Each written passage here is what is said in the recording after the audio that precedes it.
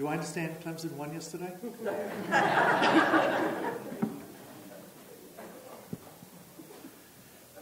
Despite that,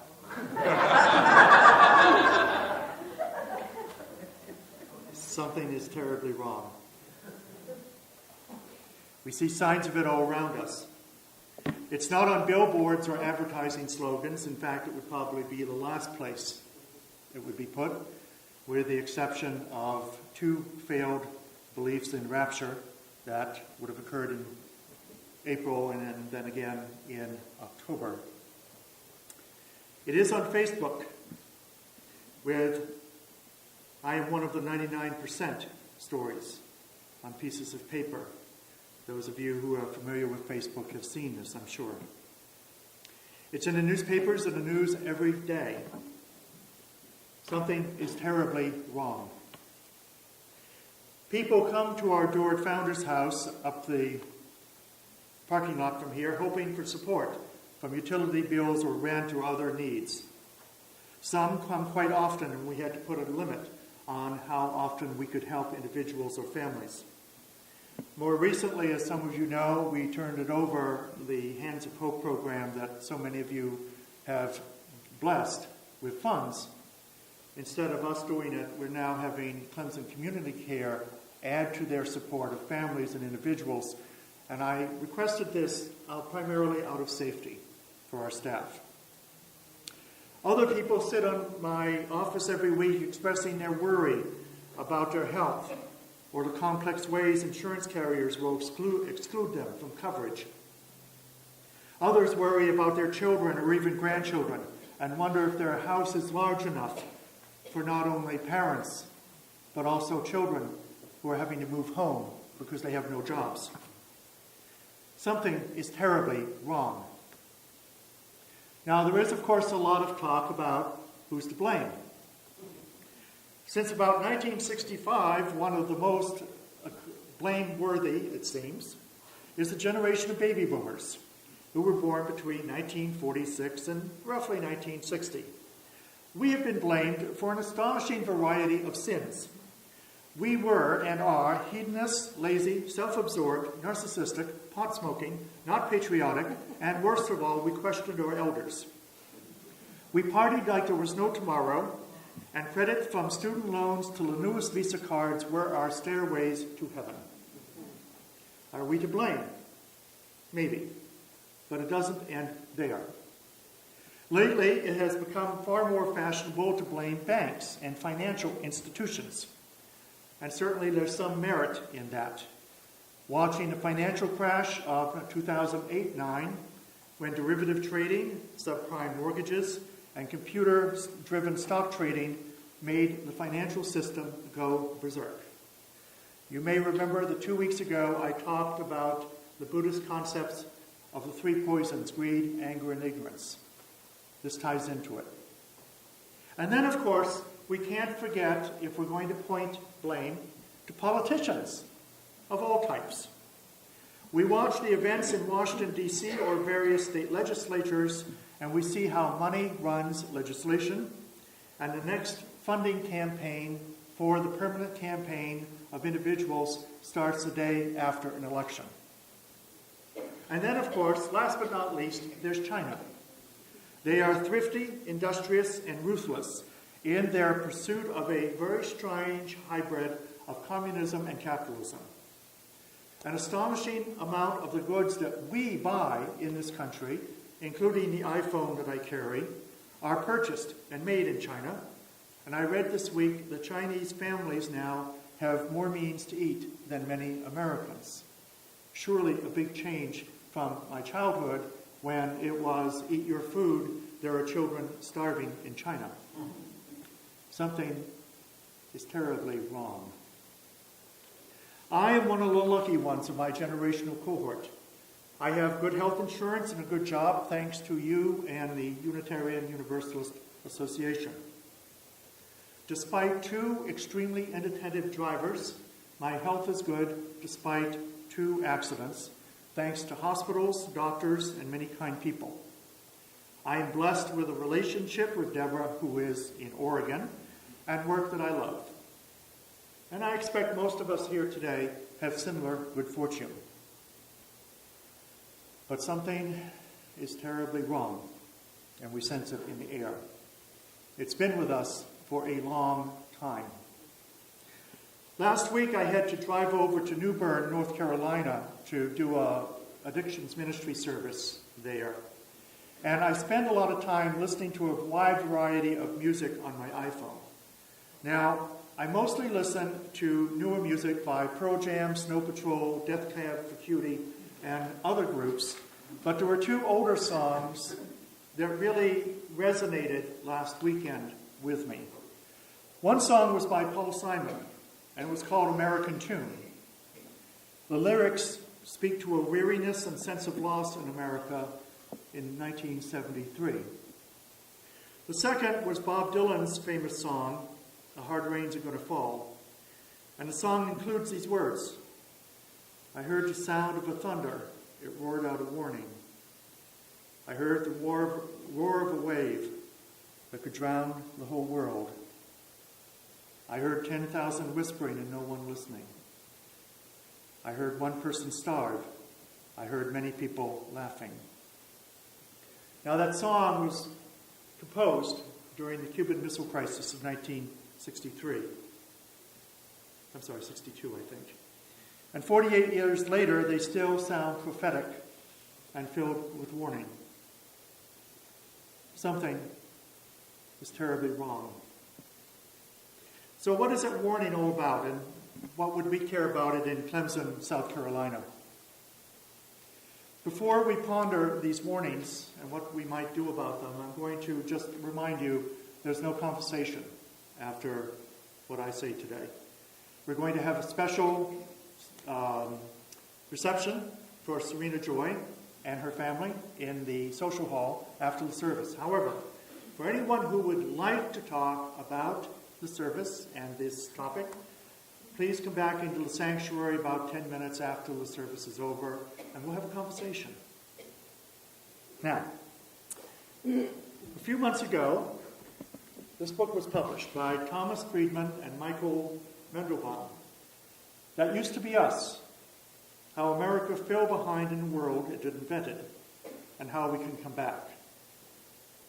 The book is filled with stories of political paralysis, the influence of money and lobbyists at all levels of government, and the failure to invest in national priorities. They also write of warning signs and a general sense of unease. In the final chapter called Rediscovering America, they say this, when they're pondering, is there a happy ending to this chapter of the American story? They say, the path to a happy ending begins with the awareness that something is wrong, that changes are necessary, and that we, the people, have to be the agents of those changes. At some level, Americans do understand this.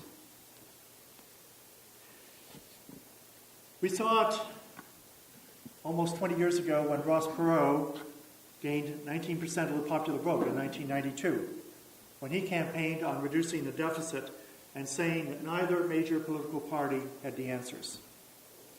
We've seen that awareness in both the Tea Party and Occupy Wall Street populist movements today. Something is terribly wrong. So what is it? Friedman and Mendelbaum, earlier in the book, say that there are four themes actually, that business consultants say tends to happen in businesses and in the wider culture. It's called VUCA, V-U-C-A. Volatility, unpredictability, complexity, ambiguity. VUCA. What they say is that all four factors, volatility, unpredictability, complexity, and ambiguity, are present in very high degrees now. Not just here in the American world, but around the world. Consider the turbulence and change that's going on. We have climate change of one degree or another. We have the earthquake that happened in Japan, and also the earthquake that happened in Turkey this morning. We have social instability, such as the Arab Spring and the economic turmoil in Europe and the Americas. And then to add to that, the flow of information is so rapid and instantaneous now that it lends to the chaotic instability of the world. Now, such causes are out of our control for the most part, but they do affect us. Now, lest you here in Clemson think you're immune from all this, consider how much I understand Clemson University has had to do some retrenchment in recent years. How many people have had to retire for one reason or another? How many of you who are students are worried about jobs after you're finished with your degrees? And how many of you who may be near retirement or in retirement are following the chaotic trends in the stock market because your retirement may be at risk? There's something terribly wrong. So the first principle I propose to you of 3 is that do not assume that this congregation or community is immune to all the change going on in the world. All of us, every single one of us here, our families and friends, will have to adapt to a world that is changing so rapidly that we're behind the curve. And I'll talk about that more in 2 weeks. The second principle, which I think may be a little bit of a challenge, involves the state of political paralysis and discourse in America. We see left and right, liberal and conservative, religious and secular, as being poles apart and not talking to each other except occasionally shouting. That obviously seems to be the case in national politics and in the pundit class. We can and ought to avoid that kind of partisanship by leaving politics at the door. See, I told you this might be a challenge. It occurred to me this week that many of you have taught classes at Clemson or Tri-Counties or private or public schools. I seriously doubt, and you can correct me after the service during our discussion, I seriously doubt that the students in your class are all liberal or all conservative, but they're probably a mixture of all blends of the cultural and political and religious landscape. Like those schools, this congregation is a religious community and it is a teaching community. Everyone who comes here and stays is probably, yes, a religious liberal. But it is entirely possible to be a religious liberal and a fiscal or even social conservative. People who profess unease with abortion or the entitlement spending at the national or state levels can be religious liberals. There should be ample room for all political persuasions in this sanctuary. On the front page, and you don't have to look at it now, is our first principle, the inherent worth and dignity of every person. That should not leave out Americans who are pro-business and wrestle with regulations and bureaucracy. Now, let me digress for a moment. I want to give you a real-life example of how this dialogue works.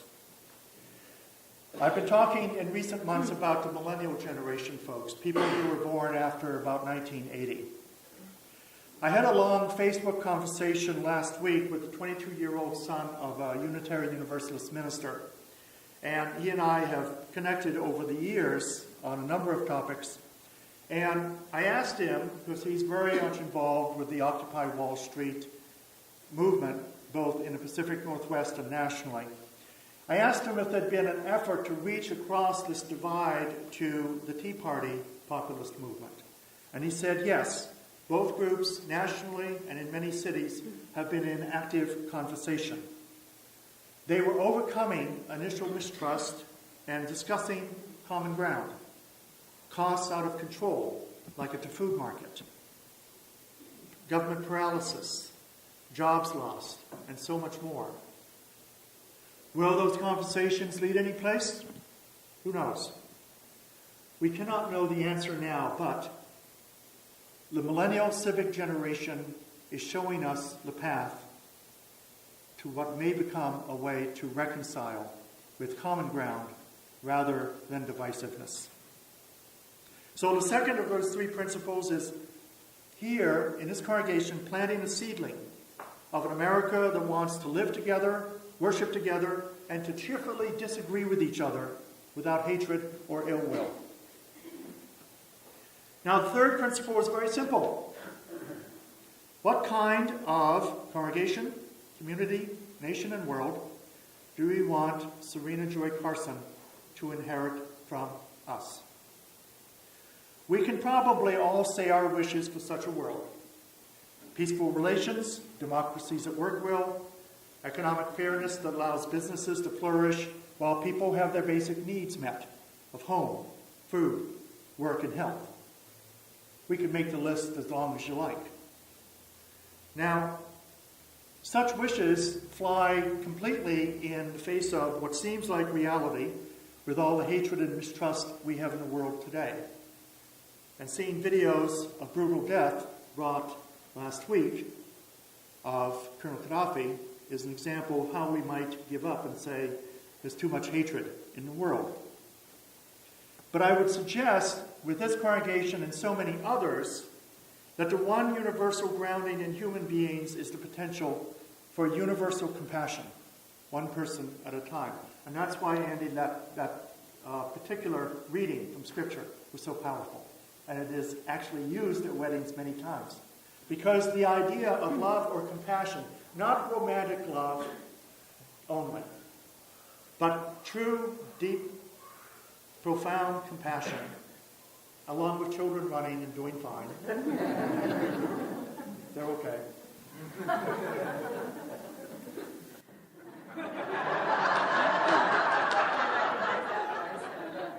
Now, we didn't plan it this way, but there is a classic example of compassion at work.